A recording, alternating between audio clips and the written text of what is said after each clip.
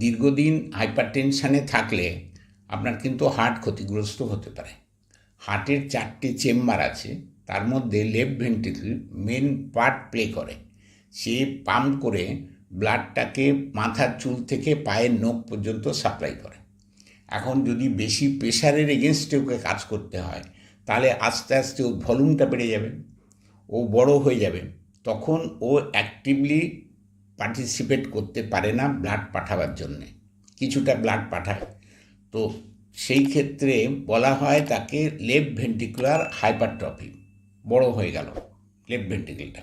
এবার পাম্প করে ব্লাডটা ঠিকমতো না পাঠানোর জন্যে হার্ট ফেলিওর হয়, তাকে বলে লেফট ভেন্ট্রিকুলার ফেলিওর।